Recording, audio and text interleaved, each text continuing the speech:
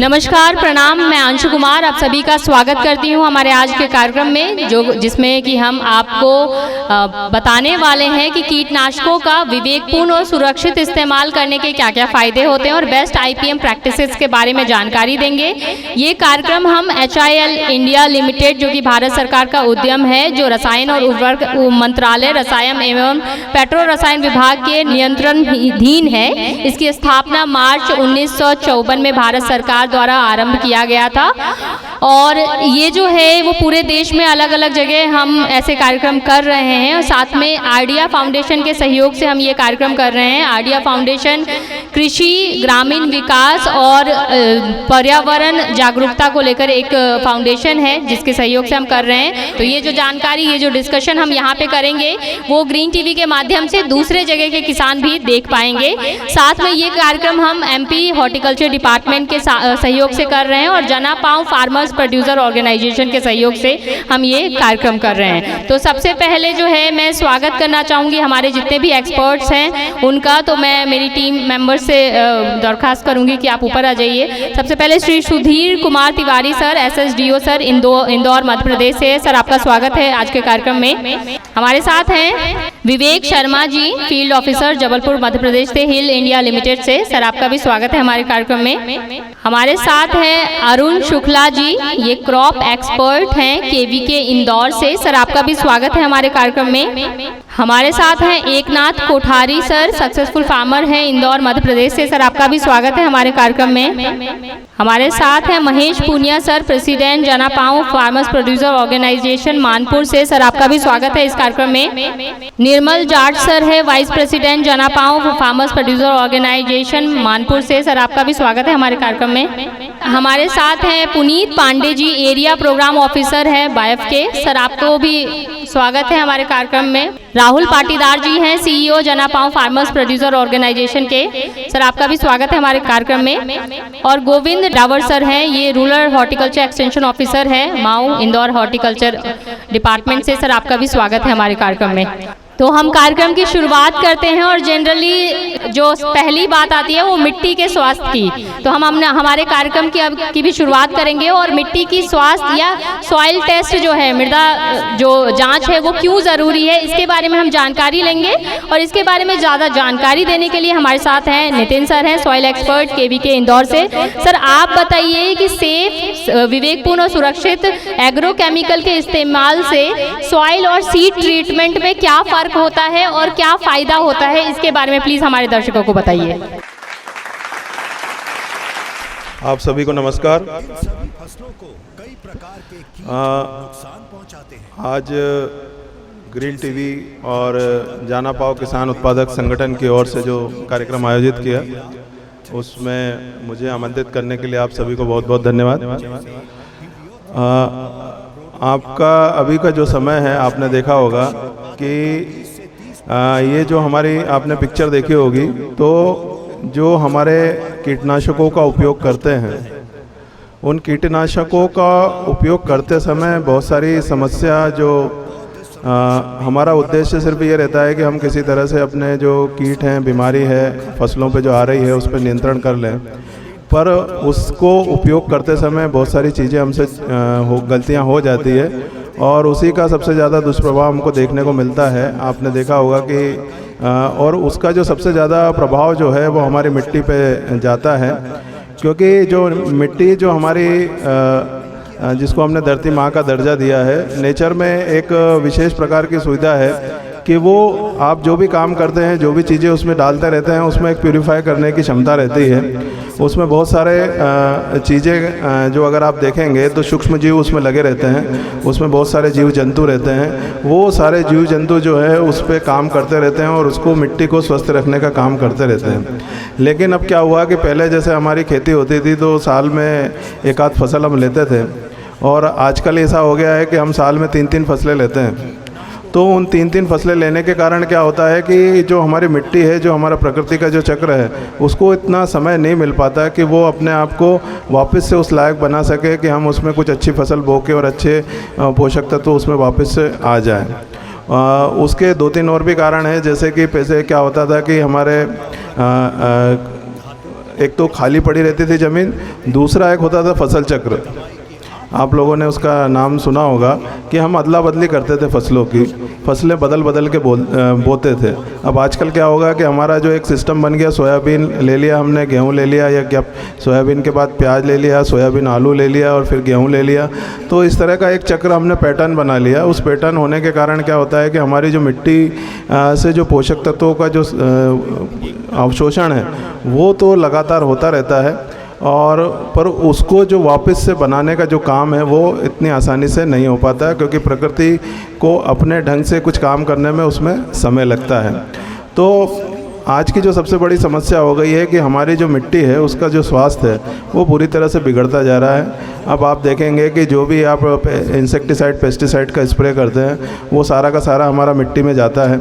इसके अलावा क्या होता है कि आपने जो फर्टिलाइज़र डालते हैं वो फर्टिलाइज़र भी बहुत सारा जो आपका है वो मिट्टी में हम डालते रहते हैं, और उसमें हमारा ये ध्यान नहीं रहता है कि हम क्या डाल रहे हैं, क्यों डाल रहे हैं, कैसे डाल रहे हैं, कितनी मात्रा में डाल रहे हैं। वो जो पौधे के लिए डाल रहे हैं उसको उसकी ज़रूरत भी नहीं है। तो ये बहुत सारी चीज़ें हम अंधाधुंध करते जा रहे हैं, और उन सब चीज़ों के कारण बहुत सारी समस्याएं हमारे सामने पैदा हो रही है। एक तो ये हो रहा है कि हमारी जो मिट्टी है उसके pH है उसमें चेंज हो रहा है, मिट्टी के स्वभाव में चेंज हो रहा है। हमारे किसान भाई बहुत से क्या करते हैं कि जो बोने के पहले आपने सुपर डाल दिया, फिर आपने बोनी, उसके बाद फिर आपने DAP भी डाल दिया, और तो इसमें क्या हो रहा है कि आपने फास्फोरस डबल मात्रा में डाल दिया। आपको पता ही नहीं, आपने सोचा था मैंने तो 2 बोरी डाला तो उत्पादन अच्छा होना चाहिए। इसके बाद हमने देखा है कि बहुत से किसान भाई क्या करते हैं, गेहूं में यूरिया बम्पर मात्रा में यूज़ करते हैं, जितनी आवश्यकता फसल को नहीं है उसके बावजूद भी उसको डालते हैं। अब हमारा सामान्य सा सोच रहता है कि हम जो भी डाल रहे हैं वो हमारी फसल के फ़ायदे के लिए है, लेकिन क्या होता है कि आपने जो यूरिया डालते हैं, यूरिया का सबसे बड़ा जो हमारा नुकसान होता है कि उसमें एक नाइट्रेट होता है। वो नाइट्रेट हमारा जो पानी है बारिश में या ट्यूबवेल में जैसे भी हम इरिगेशन करते हैं उसके साथ वो पानी में धरती में नीचे जाता है, या जैसे ये पास में तालाब है, नदी नालों में बह के वो नाइट्रेट जाएगा, और वो नाइट्रेट फिर हमारे पानी में घुल के वापस हमारे शरीर में आ जाएगा। और वो फिर आपने देखा होगा कैंसर वगैरह की जो समस्या है पंजाब में हुई है, नाइट्रेट के कारण ही हुई है, ज़्यादा मात्रा में यूरिया देने से। अब आप जैसे प्याज की फसल बोते हैं तो प्याज में भयंकर रूप से आपका जो है फर्टिलाइज़र का आप इस्तेमाल करते हैं, आप अपनी तरफ से कोई कमी नहीं रखते। तो ये बहुत बड़ी एक जो समस्या है जिसके प्रति हमको ध्यान देने की ज़रूरत है।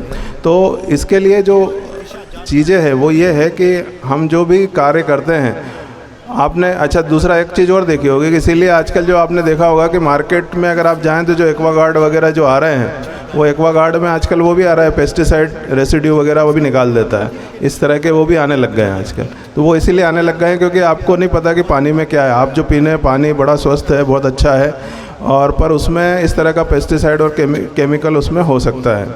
तो उसके लिए और दूसरी एक और चीज़ जो समस्या आप देखने को मिलेगी कि हम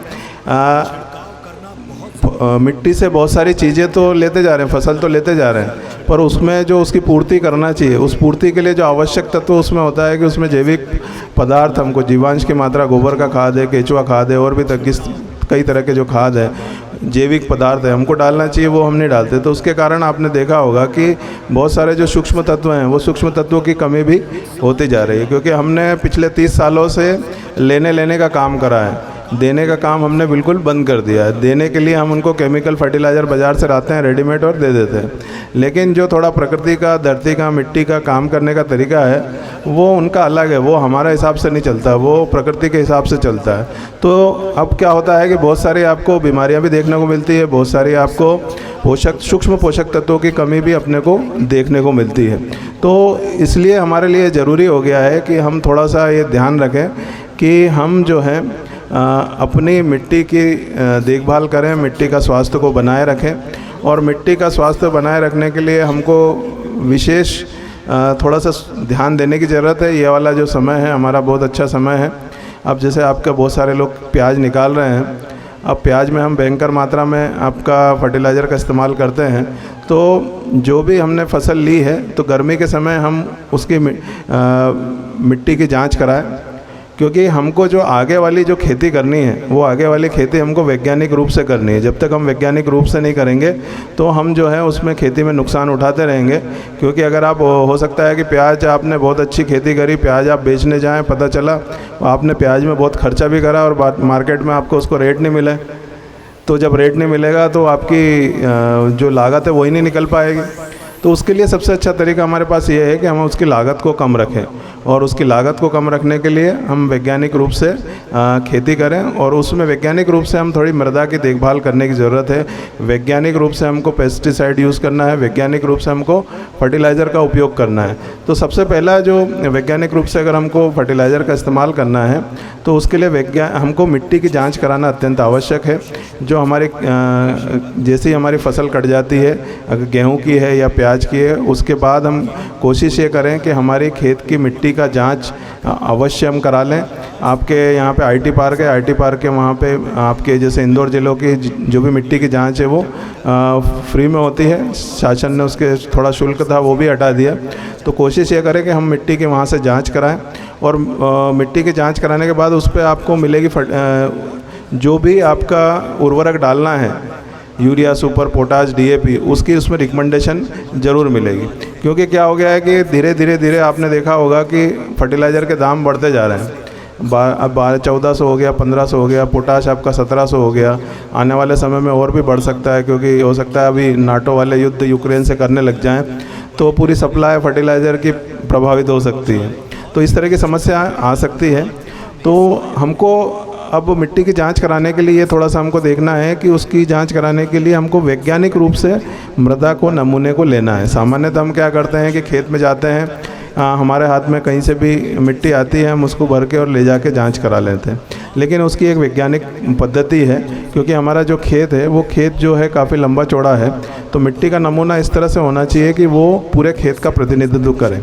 तो जैसे अगर आपका 1 एकड़ का खेत है तो आप कोशिश करें कि जिग जैग पद्धति से एक यहाँ से, एक यहाँ से, एक यहाँ से, इस तरह से जिग जैग पद्धति से 5 से 6 जगह से अपन मिट्टी का नमूना लेने की कोशिश करें। और उसमें क्या करें कि अपन जो वी शेप का जो है एक जगह बनाए, गड्ढा करें वी शेप का, और साइड की जो आधा इंच की जो परत है वो एक तसले में इकट्ठा कर लें। और इसी तरह से जो है अपना 5-6 जगह से मिट्टी को एकत्रित कर लें, और उसको मिट्टी को एकत्रित करने के बाद उसको एक तसले में रख लें। अगर आपकी मिट्टी का नमूना आधा किलो से ज़्यादा मिट्टी इकट्ठी हो गई है तो हम उसको एक साफ़ पल्ली पर फैला लें, और फैलाने के बाद उसको 4 भागों में बाँटें। तो जो विपरीत भाग है दोनों को हटा दें और दोनों बचे हुए भाग को मिला लें।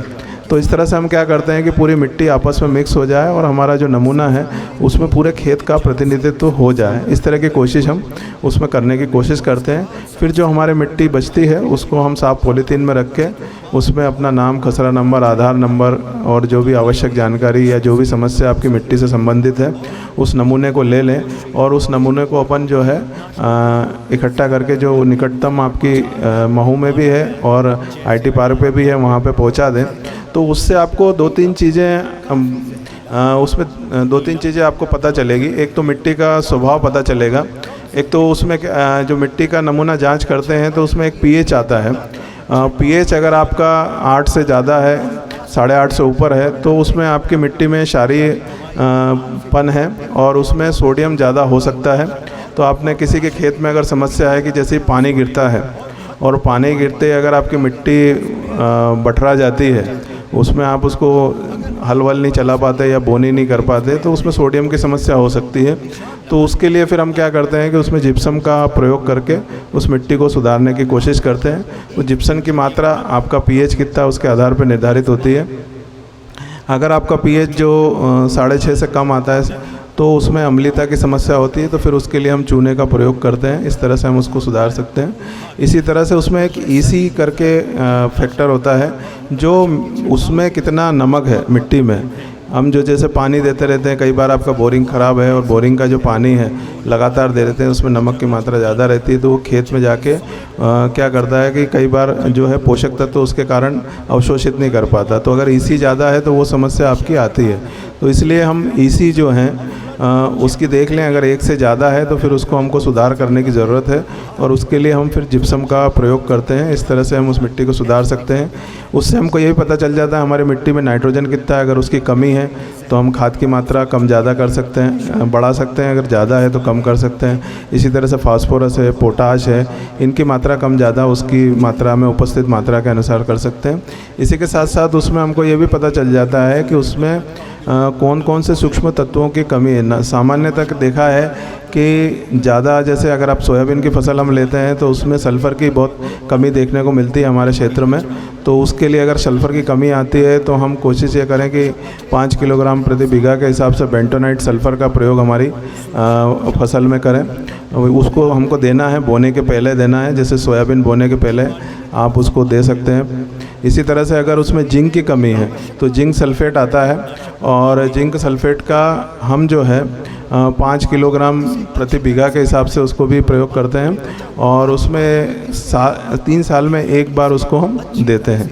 तो इस तरह से हम ये भी पता कर सकते हैं कि उसमें किन किन सूक्ष्म तत्वों की हमारी खेत की मिट्टी में कमी है। तो मेरा आपसे अनुरोध है कि इन चीज़ों का आप अपने खेती में शामिल करें तो हम सभी को फ़ायदा होगा। बहुत बहुत धन्यवाद। सर, जैसा मैंने कहा था कि एक सवाल आपको पूछना है जो आपने बताया उससे रिलेटेड, और आपको हाथ खड़ा करना है। हमारा वहाँ माइक जाएगा आपके पास और जो भी सही जवाब देंगे उनको कुछ इनाम दिया जाएगा। सर, एक सवाल जो आपने बताया उससे रिलेटेड। सल्फ़र की कितनी मात्रा हमको 1 बीघा में डालना चाहिए बेंटर? सर, आपका नाम, कहाँ से हैं आप और जवाब? पंकज मीणा हसलपुर से। जवाब? 5 kg। सही है सर, ऊपर आ जाइए प्लीज़। बहुत बहुत धन्यवाद सर, मुबारक हो सर आपको। और मैं जैसे कि आपको बता दूं कि अभी जो नेक्स्ट कोई भी कार्यक्रम हम अगर करते हैं तो सबसे पहले होता है, आप लोग भी जहां यहाँ एकत्रित हुए हैं तो बहुत लोगों को यही नहीं पता होगा कि टॉपिक ऑफ डिस्कशन क्या है, किस विषय पर हम चर्चा करेंगे और क्यों करेंगे, क्यों ज़रूरत है। तो मैं next Vivek Sharma ji, field officer है जबलपुर मध्य प्रदेश से, HIL इंडिया लिमिटेड से, मैं इनको बुलाऊंगी और ये आपको बताने वाले हैं कि जो ये मिशन है, जो ये ट्रेनिंग प्रोग्राम है कीटनाशकों के सुरक्षित और विवेकपूर्ण उपयोग व एकीकृत नाशी जीवन प्रबंधन पर जो हम किसान परीक्षण कार्यक्रम कर रहे हैं पूरे देश भर में, इसका मेन एम क्या है और इसकी ज़रूरत क्यों पड़ी। नमस्कार किसान बांधवियों, मैं विवेक शर्मा, HIL हिल इंडिया लिमिटेड जबलपुर से। हिल इंडिया लिमिटेड की स्थापना सन 1954 मार्च में की गई थी। ये DDT मलेरिया से संबंधित उद्घोषण किया गया था, पर वक्त के साथ किसानों को देखते हुए उर्वरक एवं रासायनिक संस्था की भारत सरकार ने इसमें काम किया है। हिल इंडिया लिमिटेड ने कीटनाशक दवाइयाँ एवं फर्टिलाइज़र से यूरिया, DAP संबंधित सभी चीज़ें मार्केट में लेकर आई और इसका हिल इंडिया लिमिटेड का संबंधित जो भी कीटनाशक दवाइयाँ संबंधित बनाती है, फंगिसाइड, इंसेक्टिसाइड, हर्बिसाइड, इन सभीयों का जैसे कि प्रोडक्ट हैं कई स्क्रीन पे दिखाए जाएंगे। हिलवान हो गया, मेलाथेन, क्लोरो 20, इमिडा, और ये चीज़ें सारी रासायनिक महाराष्ट्र में से सप्लाई ऑल इंडिया में हो रही हैं। कोशिश की जाएगी कि आपके क्षेत्र में भी नए डिस्ट्रीब्यूटर को बनाकर ये सारी चीज़ें आपको सप्लाई में दी जाए, इसका उपयोग आप करें और कंपनी का प्रोडक्ट यूज़ करने के बाद ये चीज़ें ज़रूर बताएं कि इसका रिज़ल्ट किस हिसाब से अदर कंपनियों के मॉलिक्यूल से संबंधित दिखाई देता है। धन्यवाद। तो जनरली मैं आपको बता दूं कि ये जो कार्यक्रम हो रहा है, ये जो कीटनाशकों के सुरक्षित, ये मिनिस्ट्री ऑफ केमिकल्स और फर्टिलाइजर्स के सहयोग से हो रहा है। और जनरली एग्रो केमिकल का ज़्यादा से ज़्यादा उपयोग जो कि अभी नितिन सर ने भी बताया कि बिना टेस्ट किए हुए हम अगर एग्रो केमिकल का इस्तेमाल करते तो हमें आइडिया नहीं रहता कि कितना छिड़काव करना है।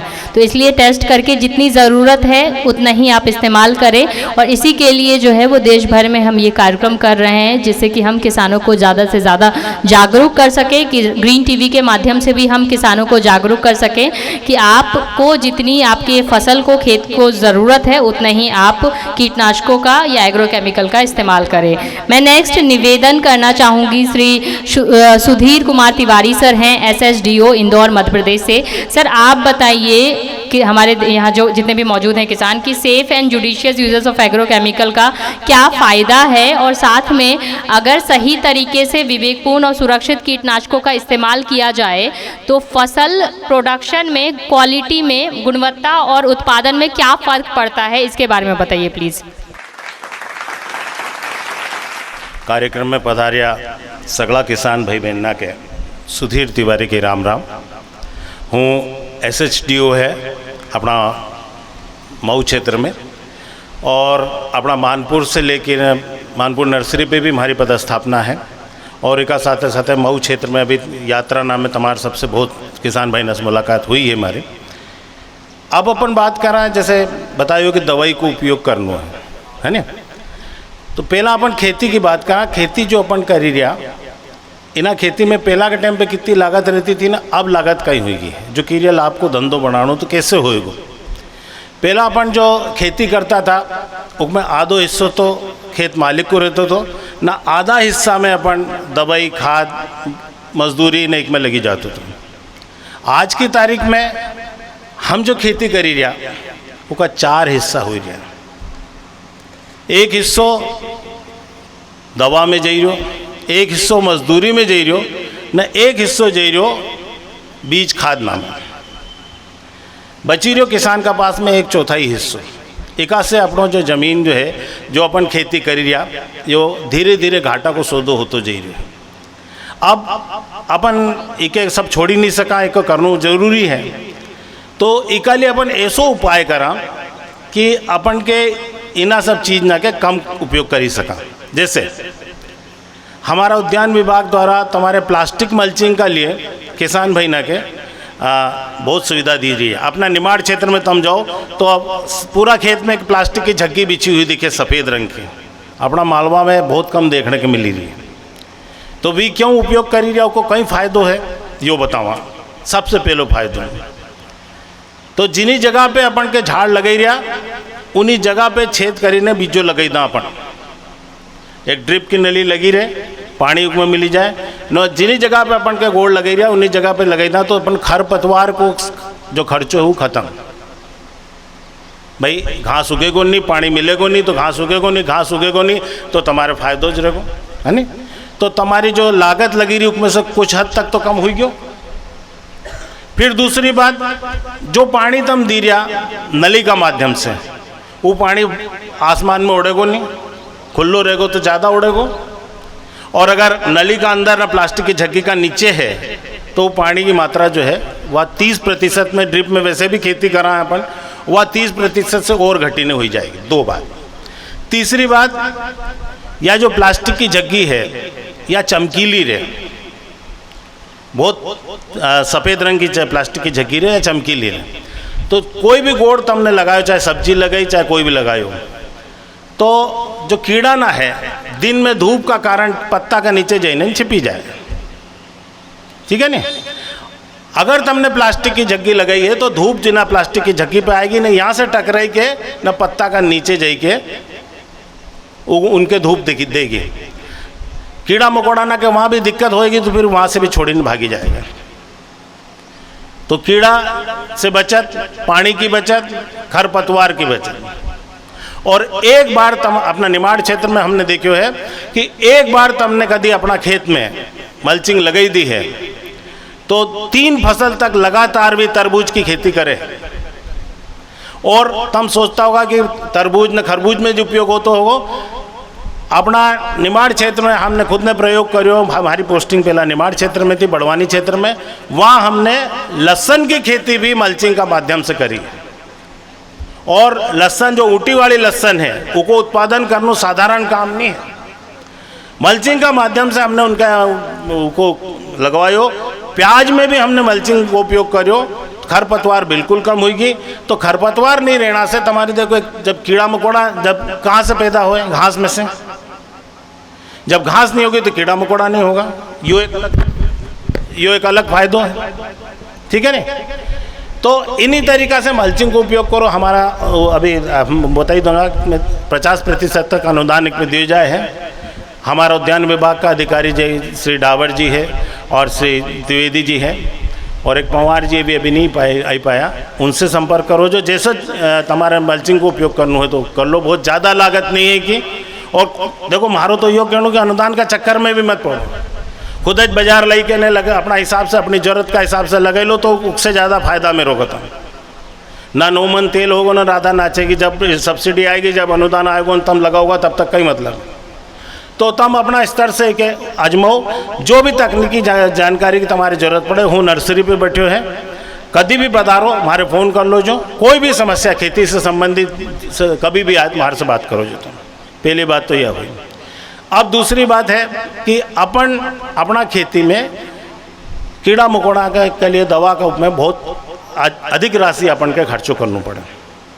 यूरिया भी बहुत आजकल धीरे धीरे देखी रहा कि युद्ध चली रही हो, तो जैसे जैसे ये युद्ध की स्थिति बनती जा रही है तो यूरिया भी अपना लिए धीरे धीरे दुर्लभ हो जाएगा। मैं यूरिया को सबसे बड़ा एक नुकसान बताऊं, नाइट्रेट बतायो साहब ने, नाइट्रेट रे वो पानी में घुली के पहुँचे जाए, वो तो है से बहुत बड़ी समस्या है, जल प्रदूषण हो। इसका साथे साथे एक बोरी यूरिया में 46% नाइट्रोजन रहे हैं और बाकी चीज कहीं है, बाकी चीज नेफ्था है। यो नेफ्था जो है पेट्रोलियम प्रोडक्ट है, और पेट्रोलियम प्रोडक्ट अपना खेत ना में जाए, धीरे धीरे हर साल अपन फसल ना में डालता जाए, धीरे धीरे की परत जमती चली जाए, और अपना खेत की जो परत है ऊपरी सतह वह कड़क हुई गई है लगातार उपयोग करने के बाद। तो जब लगातार उपयोग करी रहे अपन यूरिया को, कोई दूसरो ऑप्शन अभी शुरू हुई घुलनशील यूरिया, यो बहुत अच्छो है, ये क्या अपन के आजमानू चाहिए ना, आजमानू पड़ेगा, क्योंकि घुलनशील यूरिया जो है ने यो सीधे पत्तीना पे दो हम स्प्रे करो है तो पत्तीना का माध्यम से जड़ में पहुँचे। अपन जो यूरिया डाली रहा वह जड़ का माध्यम से पत्तीना पे पहुँचे, सामान्य यूरिया जो डाली रही ना। अपन पानी यूरियो दीदा ना उसका पाछे पानी की सिंचाई करता, यह बहुत गलत पद्धति है। पहला अपन सिंचाई करना न, सिंचाई करने का बाद नमी रहे उसमें यूरियो डाल दो तो का जड़ ना में पहुँचेगा, नहीं तो ज़्यादा अगर पानी दे दोगा तो ज़मीन में जहाँ तक पानी घुसियो है वहाँ तक यूरियो भी घुली के नहीं जाएगा। ठीक गलत बोल रहा हूँ सर, ठीक है ना। तो उसका साथ घुली नहीं, यूरियो भी वह नीचे तक चले जाएगा, और फिर जल प्रदूषण को सर ने बताया उससे, है ना।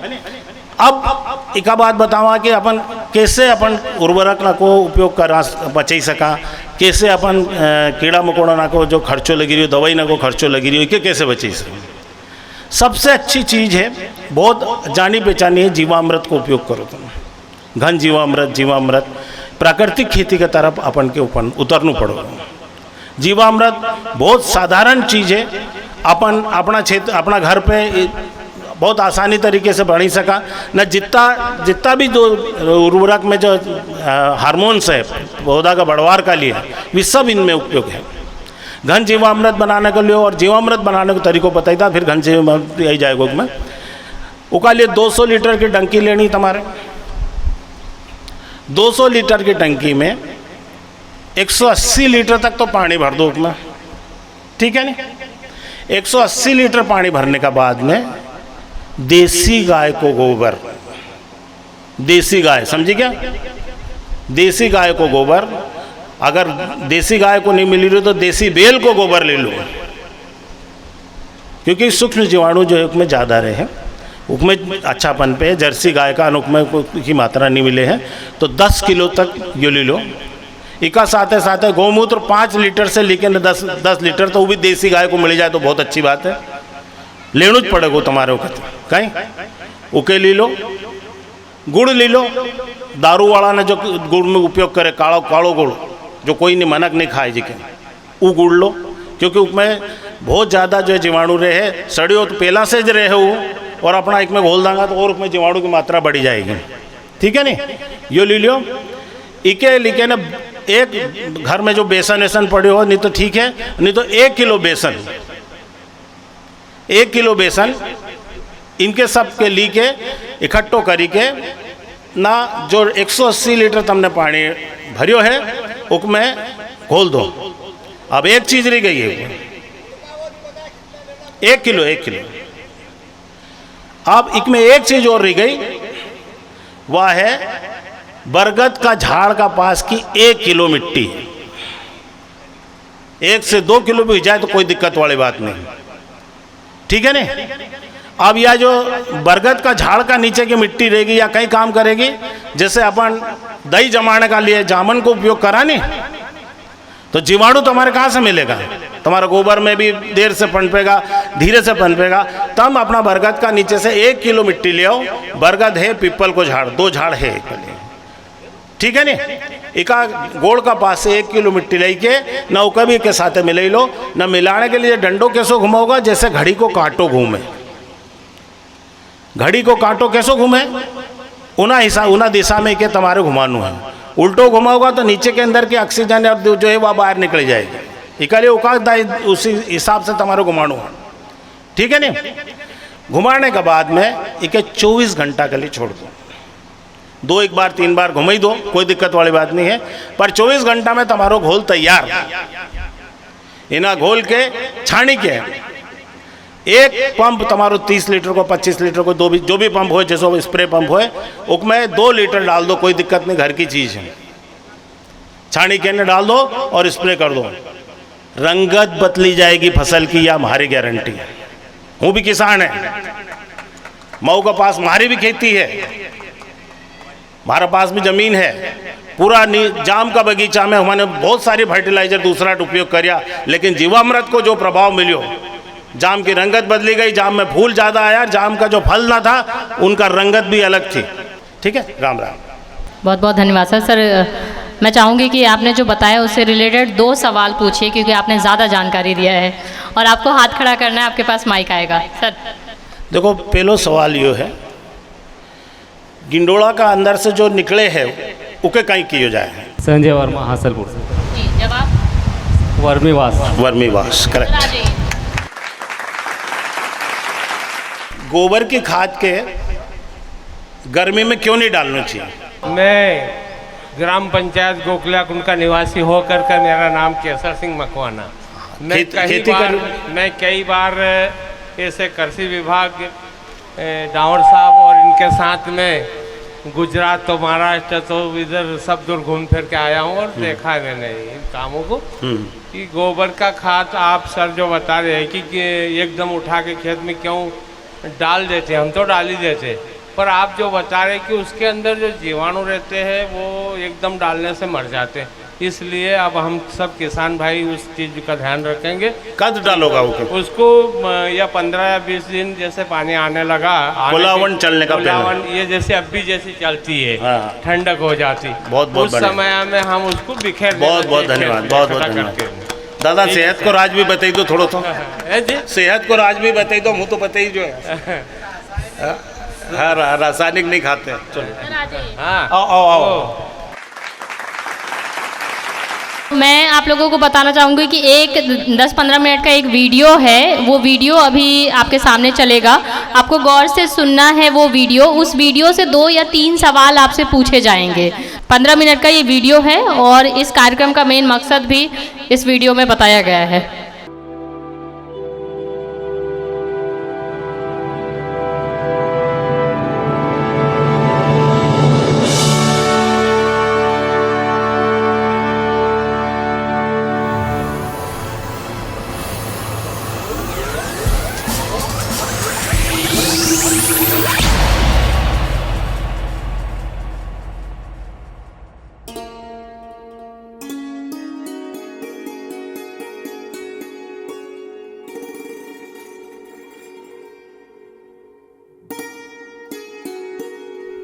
भारत एक कृषि प्रधान देश है,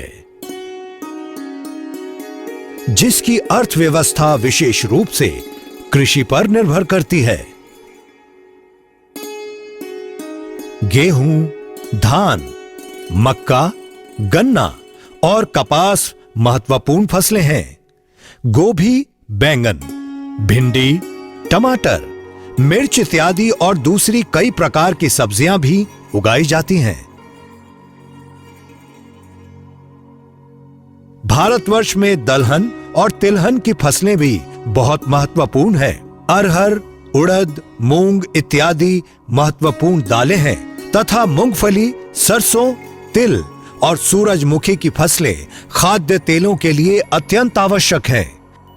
फलों में अंगूर, आम, केला, अमरूद और सेब इत्यादि भी बड़े पैमाने पर उगाए जाते हैं। काजू, चाय और इलायची भी देश की आर्थिकता में सहायक है।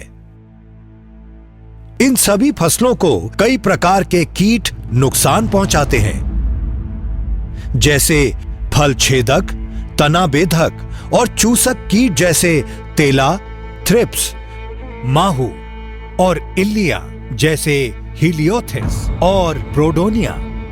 भारतवर्ष में कृषि उत्पादन का 20 से 30% भाग प्रतिवर्ष कीटों, रोगों, खरपतवारों व चूहों द्वारा नष्ट होता है। अतः कीटनाशकों का विवेकपूर्ण उपयोग पौध संरक्षण में एक प्रमुख भूमिका निभाता है। सभी फसलों को खरपतवारों से भी सुरक्षा चाहिए। इन खरपतवारों, कीटों और बीमारियों के विरुद्ध किसान कीटनाशकों का भी उपयोग करते हैं, लेकिन अक्सर छिड़काव की सही और समुचित जानकारी के बगैर। लेकिन कीटों पर तब तक प्रभावशाली नियंत्रण नहीं होगा जब तक कीटनाशकों का सही ढंग से उपयोग नहीं किया जाता। इस फिल्म का उद्देश्य कीटनाशकों का सुरक्षित उपयोग और सही तकनीक बताना है तथा एकीकृत कीट प्रबंधन पद्धति की जानकारी से किसानों की प्रभावी लागत को कम करना है। सबसे पहले खेत की नियमित जांच से समस्या का पता लगाएं और इसके बाद समस्या का उचित उपाय ढूंढिए और फिर उचित उत्पाद और उपकरणों का चयन करें तथा इन्हें विश्वसनीय दुकान से ही खरीदें और बिल लेना अवश्य याद रखें। कीटनाशकों को उनके जहरीलेपन के अनुसार 4 भागों में बांटा गया है, जैसे लाल बहुत जहरीला, पीला काफी जहरीला, नीला मध्यम जहरीला और हरा कम जहरीला। छिड़काव के लिए पीठ पर लादकर छिड़काव करने वाले उपकरण धातु और प्लास्टिक टैंक के रूप में मिलते हैं। दवाई के आपसी मिलावट के खतरे से बचने के लिए कीटनाशक और फफूंदनाशक के लिए पीले रंग का स्प्रेयर और खरपतवार के लिए नीले रंग का स्प्रेयर ही उपयोग करना चाहिए। अगर आपके पास एक ही रंग के 2 स्प्रेयर हैं, तो एक पर कोई निशान लगा लें ताकि दोनों में पहचान हो सके। आमतौर पर एक स्प्रेयर में एक टंकी, हॉस पाइप, ट्रिगर, नली और नोजल होते हैं। नोजल एक बहुत महत्वपूर्ण भाग है। ये सभी नोजल कीटनाशक और फफूंदनाशक के छिड़काव के लिए अति महत्वपूर्ण है। होलोकॉन नोजल्स की फुहार ऐसी दिखती है, गोल आकार के बीच जगह छूट जाती है, जबकि सॉलिड कोन नोजल्स के दायरे में जगह नहीं छूटती। खरपतवार नाशक छिड़काव के लिए विशेष प्रकार की फ्लैट फैन नोजल और फ्लड जेट नोजल हैं। ये फ्लैट फैन नोजल से निकलती फुहार है। फ्लड जेट नोजल से निकलने वाली फुहार ऐसे दिखाई देती है। कीटनाशकों के जहरीले प्रभाव से बचने के लिए हमेशा गम बूट, दस्ताने, एप्रन, मुखौटा और टोपी पहनकर ही छिड़काव करना चाहिए। घोल तैयार करने के लिए रसोई के बर्तन का उपयोग कभी ना करें। हमेशा अलग बर्तनों का उपयोग करें। कचरे वाले या गंदे पानी का उपयोग ना करें, क्योंकि कचरा नोजल में फंस जाता है। हमेशा कचरे और गंदगी रहित साफ पानी का ही उपयोग करें। सुरक्षा पोशाक पहनकर ही घोल तैयार करें। एक बाल्टी में थोड़ा सा पानी लें और स्प्रे टैंक की आवश्यकता अनुसार कीटनाशक को मापें। इसे अच्छी तरह से मिलाएं और बाल्टी में बचा हुआ बाकी पानी भी इसमें मिलाकर एक लकड़ी से अच्छी तरह से हिला लें। नंगे हाथों से ना छुएं। घोल को गिरने से बचाएं और टैंक में डालने के लिए एक छन्नी का उपयोग करें।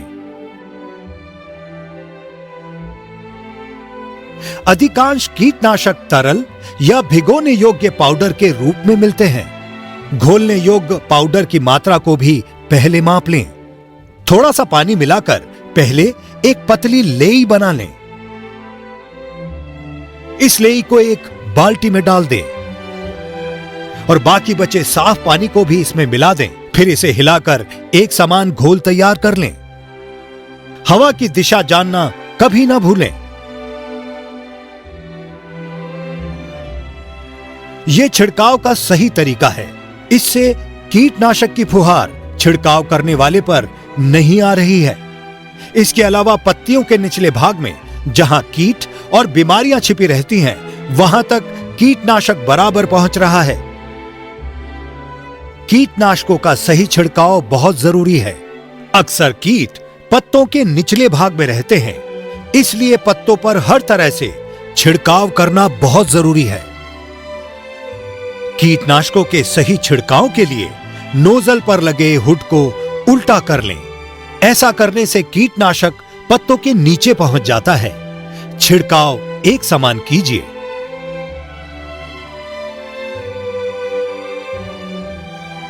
सही तकनीक का अर्थ है एक समान छिड़काव, बेकार छिड़काव से बचत और निशाने पर कारगर छिड़काव से अच्छे परिणाम और छिड़काव करने वाले की सुरक्षा।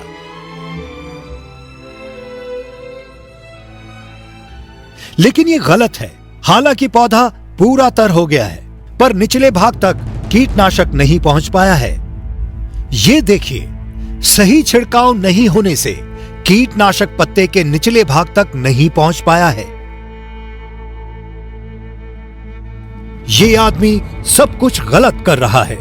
इसने सुरक्षा कपड़े नहीं पहने हैं, नोजल रिस रहा है, ये हवा की विपरीत दिशा में छिड़काव कर रहा है, टंकी चू रही है, कीटनाशक टपक रहा है, कीटनाशक उसके कपड़ों और शरीर को दूषित कर रहा है।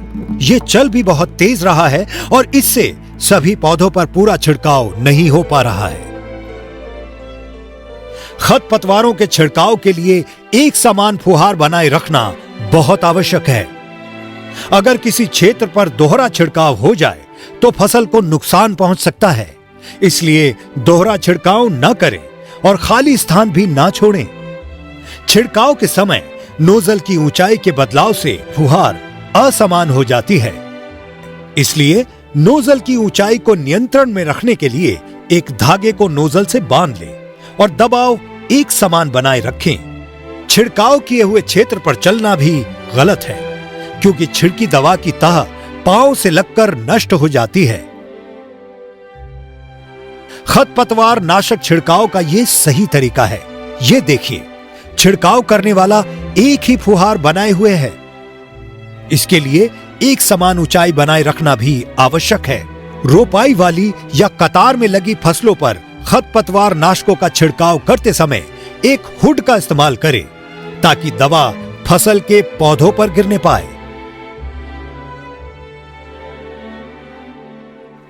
छिड़काव हमेशा या तो सुबह सवेरे या शाम के समय में करें, जब मधुमक्खियों जैसे मित्र कीट फसल पर उपस्थित नहीं रहते। एक सुरक्षा पेटी में ये सारी चीजें होना जरूरी हैं। नोजल को मुंह से फूंक मारना गलत बात है। इसके लिए सुई या घास के तिनके का उपयोग किया जा सकता है। कीटनाशकों के छिड़काव के समय धूम्रपान करना, खाना पीना सुरक्षा नियमों से खिलवाड़ है। पीठ पर लादकर कभी भी स्प्रेयर की टंकी को कीटनाशक से न भरें। कीटनाशकों के डिब्बों और बोतलों को खाने पीने के लिए कभी उपयोग ना करें। कीटनाशकों को कभी भी उनकी असली पैकिंग के अलावा दूसरे डब्बों या बर्तनों में डालकर न रखें। जहर के इलाज से उसकी रोकथाम करना ज्यादा आसान है, इसलिए कीटनाशकों को ध्यान से बरतिए। कीटनाशकों को बच्चों की पहुंच से दूर ताले में सुरक्षित रखें। इसके अलावा अन्य महत्वपूर्ण बातों का भी ध्यान रखें। लेबल और सूचना पत्रिका में दिए गए निर्देशों को पढ़ें और उनका पालन करें। दवाइयों की आपसी मिलावट से होने वाले विपरीत परिणामों से बचने के लिए हम आपको उदाहरण के तौर पर यह बताएंगे कि अगर सुरक्षा नियमों का पालन ना किया जाए तो आपके जीवन को भारी खतरा हो सकता है। केवल कीटनाशक की जगह हमने रंगदार पानी का उपयोग किया ये देखने के लिए कि किस प्रकार कीटनाशक का संपर्क चमड़ी व श्वास द्वारा आपको नुकसान पहुंचा सकता है।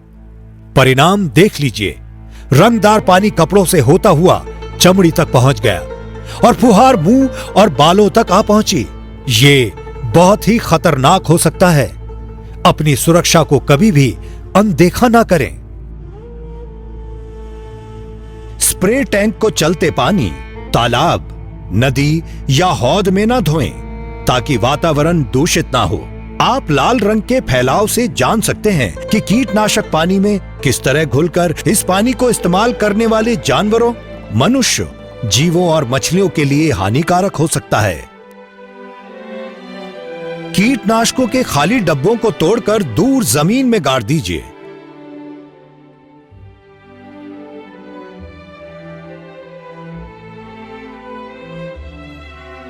छिड़काव के बाद स्प्रेयर और नोजल को अच्छी तरह से पानी से धोकर साफ कर लें।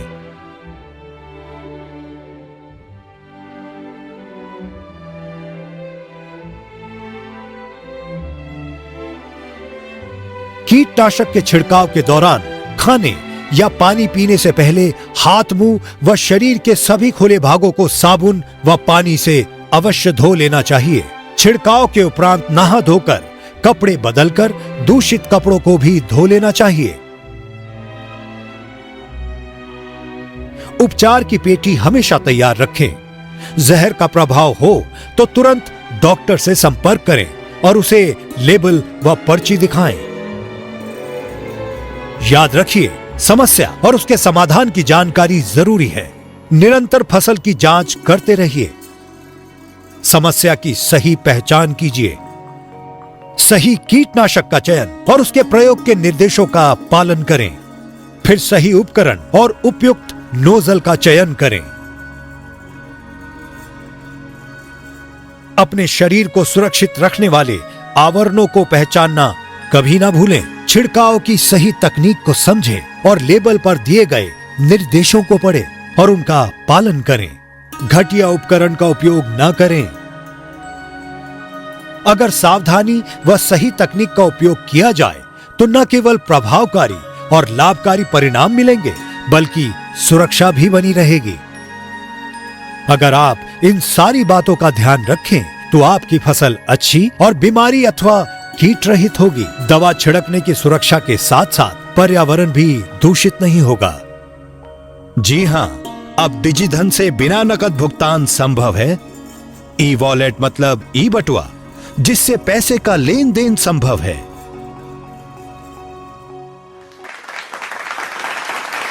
तो इससे रिलेटेड 3 सवाल पूछे जाएंगे, आपको हाथ खड़ा करना है। सबसे पहला सवाल कि ये कीटनाशकों को कितने भागों में बांटा गया है, कितने रंगों में, और उन रंग का मतलब क्या होता है। एक ही किसान को सारा आंसर नहीं देना है, दूसरों को भी मौका देना है। लखन सिंह चौहान हासलपुर से।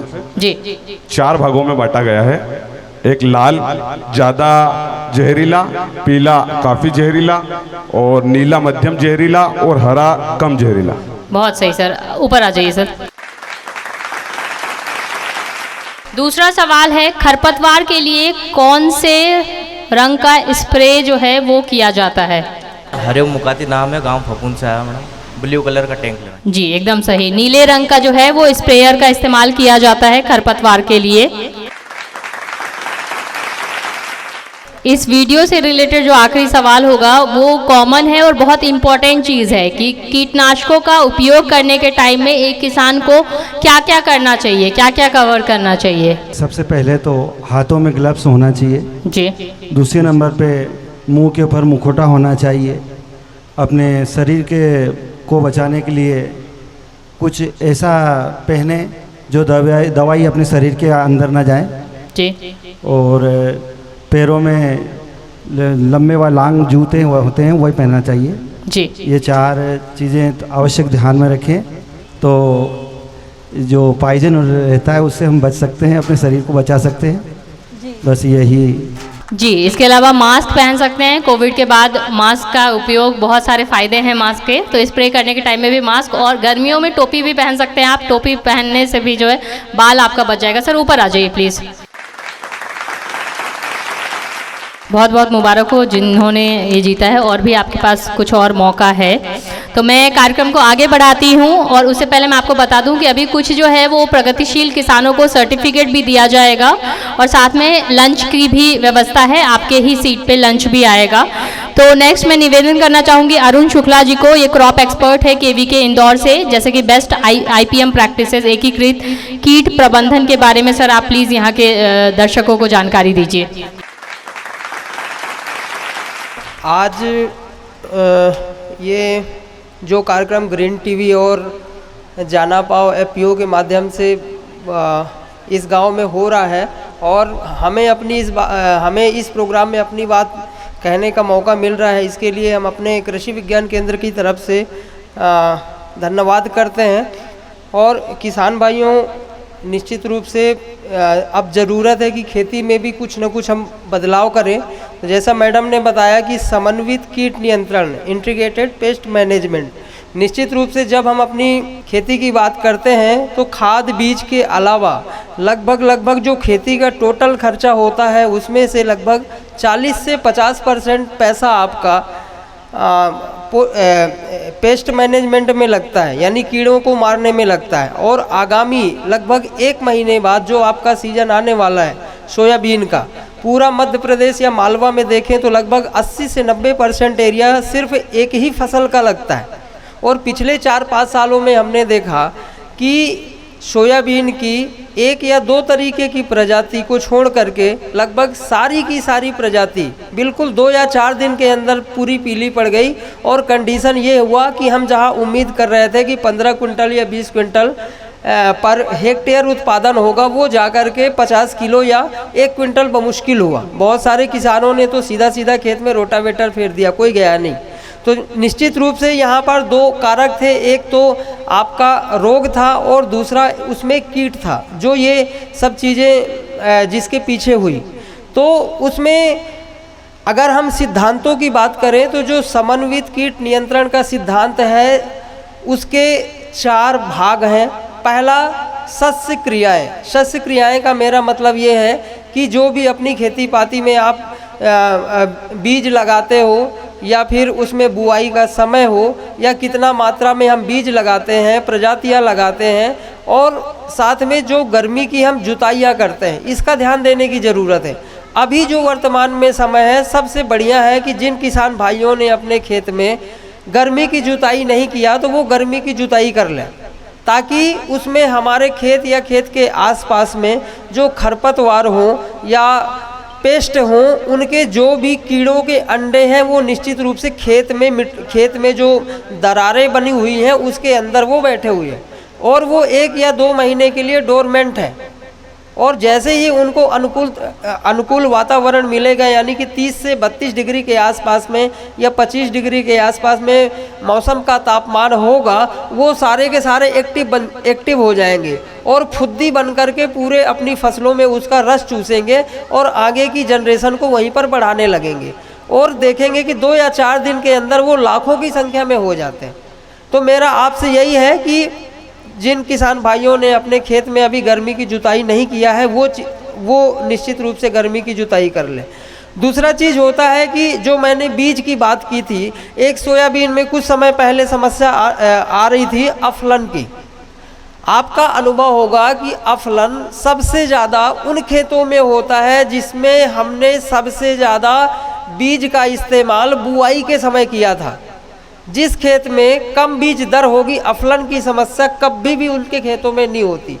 तो अगर जब भी आप खेत में किसी भी बीज की बुआई करते हैं तो उनका जो अनुशंसित बीज दर है, सोयाबीन के बारे में अगर आपसे बात करूंगा, सोयाबीन जो बड़े दाने वाला सोयाबीन है, जैसा कि आपका 95-60 है या फिर 20-34 से लगभग मध्यम या बड़ा दाना होता है, अगर इन प्रजातियों की बुआई करना है तो कभी भी आप 20 किलो से ज़्यादा बीघा में उपयोग नहीं करें।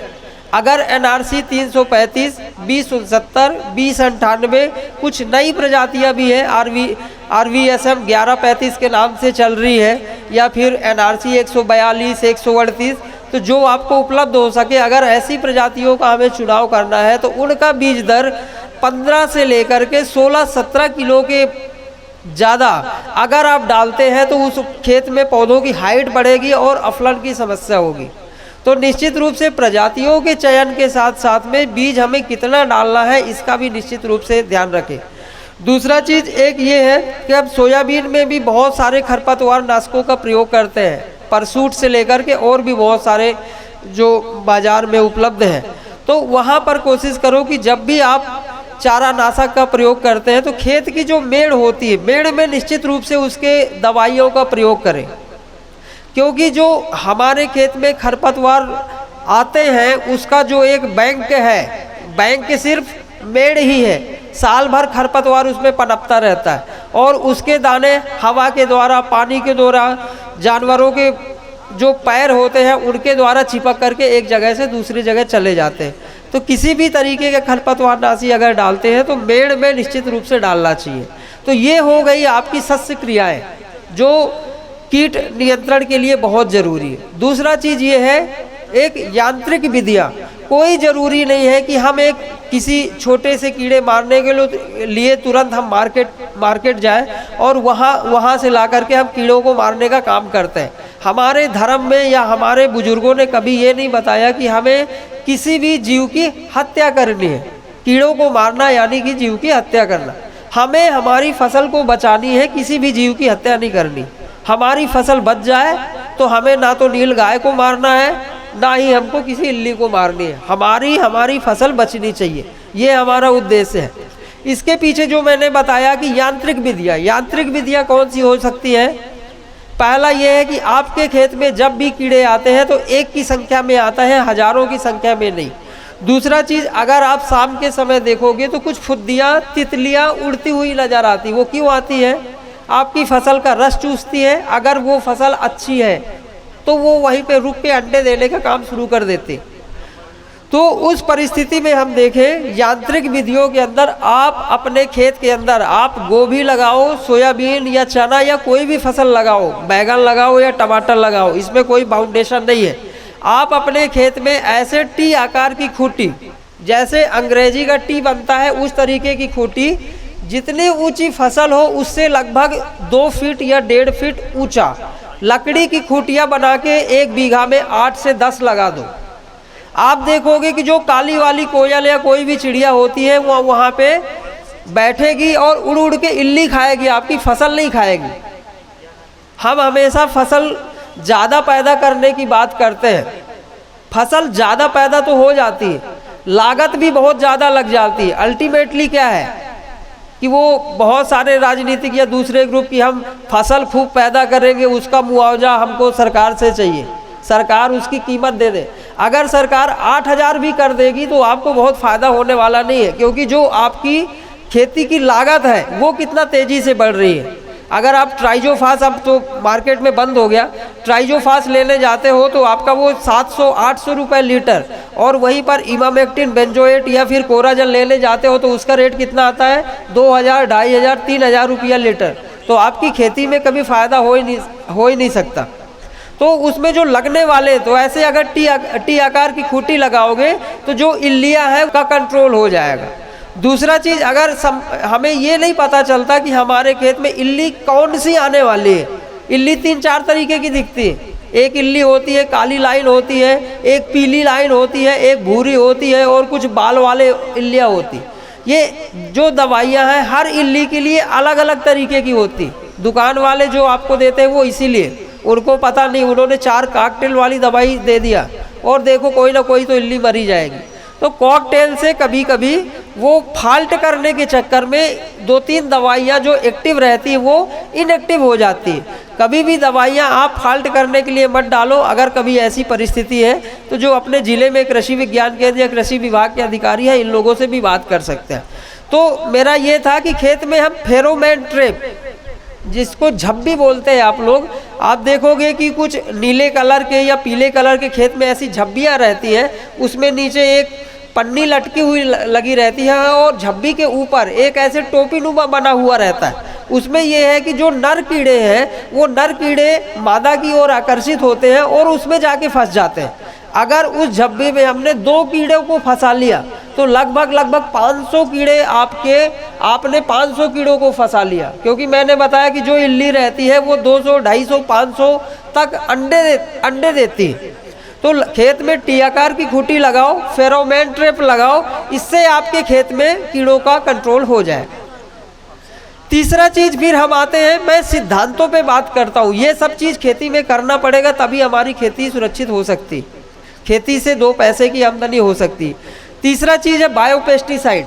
मैंने बताया था कि हमें हमारी खेती को सुरक्षित करना है, किसी जीव की हत्या नहीं करनी। अगर किसी जीव की हत्या करनी है तो अल्टीमेटली वही होगा कि 12 साल 15 साल की उम्र में डायबिटीज, कैंसर, ये सब जो दुनिया भर की बीमारी है, एक तो यूरिया नाइट्रोजन से नाइट्रेट बना और दूसरा जो ये पेस्टिसाइड के एक्सट्रैक्ट है ये हमारी बॉडी में जमा होते रहे, तो ये कम उम्र में बुढ़ापा होना, बाल पकना, ये सब उसके लक्षण है। पंजाब की कोई ट्रेन हो या फिर कुछ दिन बाद अभी एक ट्रेन वहाँ भी अपने जबलपुर से नागपुर भी जाती है, उसमें भी लगभग 40% 50% कैंसर वाले ही पेशेंट रहते हैं। तो हमें इन पेस्टिसाइड है उनको उतना खेती में अप्लाई करना है जितना कि हमको ज़रूरत हो। तीसरा चीज़ मैं बोल रहा था बायोपेस्टिसाइड। हमारे वायुमंडल में बहुत सारे जीव हैं जो वो कीड़ों को मारने का काम करते हैं। अगर चूंकि हमारी आदत ऐसी हो गई है रेडीमेड, ठीक है, हो सकता है कि जो हमारा पहनावा हो जो पुराने समय का था उसको हमने चेंज कर दिया, कुछ परेशानियां रही होंगी, और वर्तमान में हम सब रेडीमेड चलते हैं। शादी बारात में किसी का स्वागत करना हो, पहले पान सुपारी से करते थे, आजकल तो वो वही गुटखा पाउच रख दो उससे हो गया। कपड़े देना हो, पहले वो काट के पीस लाते थे, आजकल जीन्स दिया, पैंट दिया, हो गया तेरा काम। तो अगर रेडीमेड की हमारी आदत है तो बाजार में 3 तरीके के रसायन उपलब्ध है। एक तो बीटी, बैक्टीरिया थ्रू रेंजियोसिस, जैसा कि नाम है, बी का मतलब बैक्टीरिया, ये इल्लियों को बैक्टीरिया के द्वारा मारता है। यानी अपनी खेत में हमने स्प्रे कर दिया, एक इल्ली उसके संपर्क में आई और वो जहाँ जहाँ इल्ली जाएगी दूसरी और इल्लियों को बीमार करते हुए चली जाएगी। बीमारी कैसे फैलेगी? बैक्टीरिया के द्वारा। आपका काम हो जाएगा, 700-800 रुपया लीटर मिलती है, और यहाँ तक कि 2-2, 3-3 सीजन भी काम करती है। अगर आपने सोयाबीन के जस्ट बाद गोभी लगा दिया या चना लगा दिया या टमाटर बैगन लगा दिया तो वो अपने वायुमंडल में है, वो ख़त्म नहीं होता, वो इल्लियों को आपका बीमार करते हुए जाएगी। आपकी फसल शुद्ध जैविक है। अभी एक जैविक खेती का बहुत ज़्यादा एरिया बढ़ता चला जा रहा है कि हम जैविक खेती करते हैं, बहुत सारे लोगों ने रजिस्ट्रेशन भी कराया हुआ है। तो अगर जैविक खेती करना है तो ये टेक्निक हमको करनी पड़ेगी। अब अपने को कोराजन नहीं डालना है, अपने को क्या डालना है? बीटी। दूसरा एक चीज़ ये है, जैसा कि कोरोना वायरस आया था, हम सबको पता कि वायरस से फैल रहा है ये बीमारी, तो हम अपनी इल्लियों को वायरस जनित अगर दवाइयाँ डालें, वायरस जनित कौन सी होगी? वायरस जनित आपकी NPV, न्यूक्लियर पॉलीहाइड्रोक्सी वायरस, अंग्रेजी का N, P और V ये नाम है। तो 1 लीटर मात्रा आप 500-600 लीटर पानी में घोलिए, सुबह या शाम के समय आप अपनी खेत में स्प्रे कर दीजिए। आपको 5 या 7 दिन बाद इल्लियाँ, वही जो सोयाबीन या कोई भी फसल का पौधा है उसकी टहनी में ऐसे लटकी हुई नजर आएगी और उसके ऊपर सफ़ेद कलर का फफूंद लगा रहेगा, ठीक है। तो अगर हम NPV डालते हैं तो इल्लियाँ कंट्रोल हो जाती है। वैसे भी दवाइयों का तभी स्प्रे करना चाहिए जब वो एक आर्थिक स्तर के ऊपर, आर्थिक जो नुकसान हो रहा है उसके ऊपर हो। अगर आपका 1 स्क्वायर मीटर में 1 या 2 इल्ली मिलती है तो आप निश्चित रूप से दवाइयों का स्प्रे करते रहिए। तीसरा चीज़ मैंने शुरुआत में बनाया था, ये तो मार्केट आधारित होगी, 2-3 बाज़ार में और मिलती हैं जिनको हम बिवेरिया बेशियाना वगैरह के नाम से जानते हैं। ये 3 तो बाज़ार में रेडीमेड है। चौथा चीज़ ये है कि आपके खेत में अगर आप मॉनिटरिंग करते रहो, सोयाबीन लगाओगे 15 दिन में छोटी इल्ली दिखेगी, बड़ी नहीं दिखती, छोटी इल्ली। उस कंडीशन पे अगर हम जैविक खेती करने वाले किसान हैं तो सिर्फ नीम का तेल का अगर स्प्रे कर देते हैं तो सारी की सारी इल्लियाँ ख़त्म हो जाएंगी। नीम का तेल बाज़ार में 500-800 रुपया लीटर, और अगर आप गांव के रहने वाले हैं, आप असली किसान हैं, अपने आप को मानते हैं कि मैं असली किसान हूँ, तो 4-6-10 किलो नीम की पत्ती या नीम की निम्बोली, ये रोड में कितना बेशरम है, इनकी पत्तियाँ ले लो, ये 12 मासी है। और ये पूरा अभी जो पलास के पत्ते हैं, पलाश जिससे दोना पत्तल बनता है, इनके पत्ते हैं, मदार है, धतूरा है।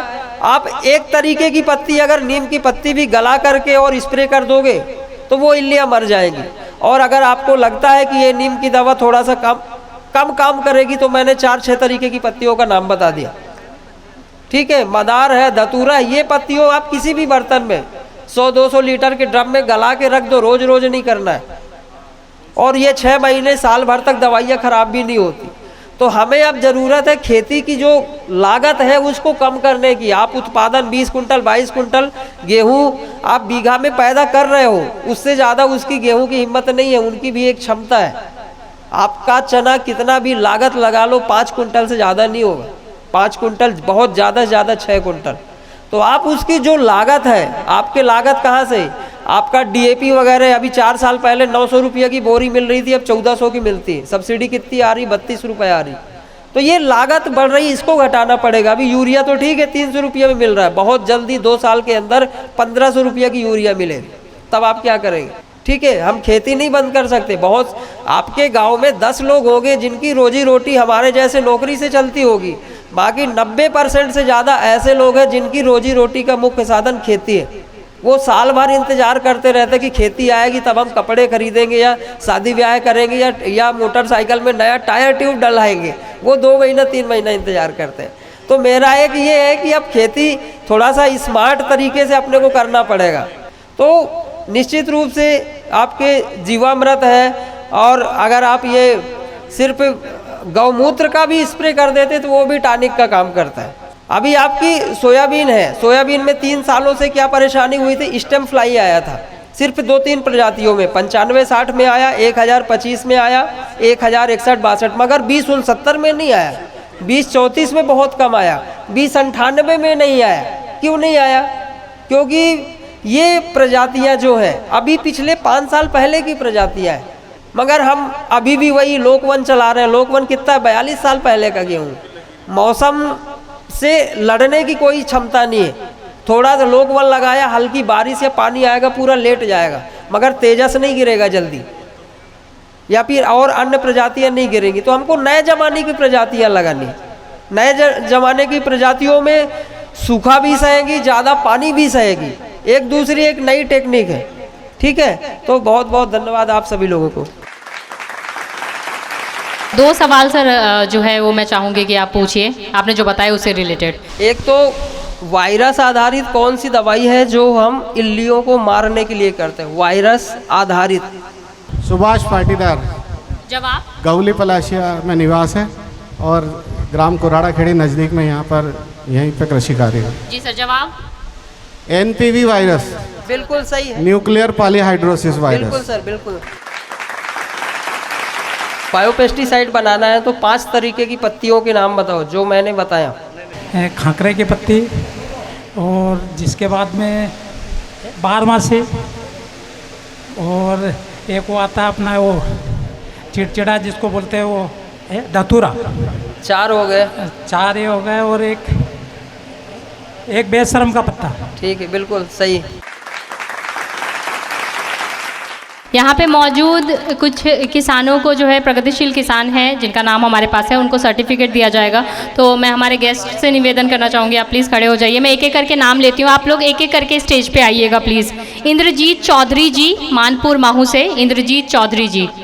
रफ़ीक पटेल जी, गोविंद डावर जी, एकनाथ कोठारी सर, महेंद्र पूनिया जी, सुरेश पूनिया जी, महेश पाटीदार जी, रमेश चंद्र शर्मा जी, धर्मेंद्र सिंह सोलंकी जी, पंकज मीणा जी, मनोहर मुखाती जी, पर्वत सिंह सोलंकी जी, कमल जाट जी, मुकेश सोलंकी जी, जीवन चौधरी जी, सुरेश चौहान जी, सुभाष पाटीदार जी, भूपेंद्र सिंह मीणा जी, महेंद्र पूनिया जी, अजीत त्रिवेदी जी। हमारे साथ एक प्रगतिशील किसान है, एकनाथ कोठारी सर हैं, ये सक्सेसफुल प्रगतिशील किसान हैं आप लोगों के ही बीच से। तो सर मैं चाहूँगी कि आप जो है वो ऑर्गेनिक खेती के लिए के बारे में थोड़ा ज़्यादा जानकारी दें, और सस्टेनेबिलिटी के लिए फ्यूचर भविष्य जो है वो जैविक खेती का क्या है इसके बारे में प्लीज़ हमारे दर्शकों को बताइए। नमस्कार सभी किसान भाइयों को। मंचासीन अधिकारी, मेरे साथी सभी को नमस्कार। मैं भी आपके जैसा ही किसान ही हूँ और आपके पड़ोस गांव कुवाली में निवास है और यहीं पर मैं खेती करता हूँ। मेरे को जो बोला गया कि ऑर्गेनिक या जैविक, इसके ऊपर आपके क्या विचार है? तो मेरा विचार तो यही है कि आगे आने वाला समय जो है खेती का ऑर्गेनिक या जैविक ही रहेगा। इसके अलावा आपकी खेती को धीरे धीरे जो भी भार बढ़ता जाएगा, इसके लिए आपको प्रेरित उसी तरफ होना पड़ेगा। क्यों ना हम शुरू से ही, अभी से ही उसकी तरफ झुके। हमको उदाहरण दिया जा रहा है पंजाब और हरियाणा का कि वहाँ पर खेती बिगड़ती जा रही है और स्वास्थ्य भी बिगड़ता जा रहा है। और ये हम जो आलू के किसान हैं वो वाकिफ़ है इससे कि इन किसानों के द्वारा यहाँ से गेहूँ ले जाया जाता है और उधर से आलू लेके आते हैं। बहुत से किसान इससे वाकिफ़ है और अनुभवी भी है। इसलिए हमको जैविक की तरफ ही आना पड़ेगा और उसको करना पड़ेगा। अभी तिवारी जी ने बताया अपने को जीवामृत के बारे में। जीवामृत का छिड़काव भी कर सकते हैं, ज़मीन में भी दे सकते हैं। उसी प्रकार गो कृपामृतम एक तैयार किया हुआ है, अपने गुजरात के हैं, गिर गौशाला से है उनका। उन्होंने फ्री में पूरे भारत में दिया हुआ है, वो मेरे पास भी है। अगर आप लेना चाहो तो मेरे से ले सकते हो। एक डीकम्पोज़र है, पूसा संस्थान से तैयार किया हुआ है, जो कि बाटल एक बार आप ले लेते हो तो 150 रुपये की बाटल ज़िंदगी भर चलेगी। और मैं तो कहता हूँ आप ज़िंदगी भर चलाने के लिए 150 रुपये भी खर्च ना करें, मेरे से आप ले सकते हो उसका जामन, और आप अपने यहाँ तैयार करके आप उससे माइक्रो न्यूट्रिएंट भी बना सकते हो, खाद भी बना सकते हो। साथ में अगर हम प्रयास करें तो उसके लिए जैविक अपना घास को ख़त्म करने के लिए भी उससे तैयार कर सकते हैं। तो ये जो चीज़ें हैं उसको लगेगा टाइम, मेहनत भी लगेगी, परंतु कामयाबी निश्चित है। नुकसान कुछ भी नहीं होगा और खेती अच्छी तरीके से होगी। और जो भी जैविक होगी तो जैविक में हमको फसल के ऊपर ध्यान नहीं देना है, हमको सिर्फ मिट्टी को पहलवान बनाना है। मिट्टी अगर पहलवान होगी तो हमारी फसल बलवान होगी, ये निश्चित है। तो मेरे को टाइम तो इतना ही दिया गया है, ये समय तो बहुत लंबा चल सकता है, परंतु गो कृपामृतम जो है वो एक बाटल आप ले सकते हो और उसके बाद में अपने यहाँ तैयार कर सकते हो। उसको कैसे तैयार करना है? सिर्फ आपको गाय, देशी गाय की छाछ लगेगी 2 लीटर, वही ड्रम जो 200 लीटर का ड्रम है उसमें 2 लीटर छाछ, 2 किलो गुड़, इससे, और वो 8-10 दिन में, अभी गर्मी में 5-6 दिन में तैयार हो जाता है, ठंड में 10 से 12 दिन 15 दिन लगते हैं। अगर हम ज़्यादा तैयार करना चाहते हैं, अगर हमारे पास में छाछ की पूर्ति है, तो हम उसमें जो मच्छी वो शो की जो मछलियाँ होती है उसके लिए जो वो एयर का सिस्टम लगा हुआ रहता है, वो अगर हम लगा लेते हैं तो वो भी हम बड़ा जल्दी तेज़ी से कर सकते हैं। उसको 2 दिन 4 दिन में भी तैयार हो सकता है और उसको आप जितना चाहो उतना डाल सकते हो, उसकी कोई सीमा नहीं है। आप 1000 लीटर तक, 200 लीटर से 1000 लीटर, 5000 लीटर तक एक पानी में दे सकते हैं, कोई नुकसान नहीं होगा। परंतु हमारी ज़मीन ज़्यादा है, व्यवस्था कम है, तो उसको 300-400 लीटर हर पानी में देते रहें, उसका लाभ लें। और मैं तो कहता हूँ उसको थोड़ी ज़मीन में डालें और उसके बाद में उसको आगे बढ़ाएं।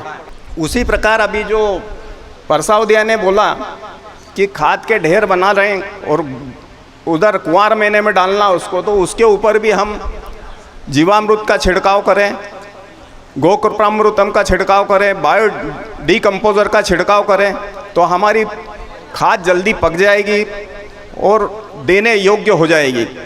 धन्यवाद। साथ मैं धन्यवाद करना चाहूँगी यहाँ पे जितने भी मौजूद हमारे किसान भाई थे, आप सभी का बहुत बहुत धन्यवाद कि आप लोगों ने अपना कीमती समय हमें दिया और यहाँ आए मैं हमारे जितने भी एक्सपर्ट्स थे आप लोगों का बहुत बहुत धन्यवाद कि आप लोग जो है वो इतनी सारी जानकारी आपने हमें दिया। उम्मीद है कि आपको हमारा ये कार्यक्रम पसंद आया हो। अगर कोई सवाल पूछना चाहते हैं तो आप ग्रीन टीवी के व्हाट्सएप नंबर पर आप अपना सवाल हमें भेज सकते हैं। हमारा व्हाट्सएप नंबर है 9953218363। तो फिलहाल के लिए आज के इस किसान चौपाल में बस इतना ही। जाते जाते आप लोगों से निवेदन करना चाहूँगी कि कीटनाशकों का आप सुरक्षित और विवेकपूर्ण इस्तेमाल करें। फिलहाल के लिए मुझे दीजिए इजाज़त। आप बने रहिए हमारे साथ और देखते रहिए ग्रीन टीवी। नमस्ते।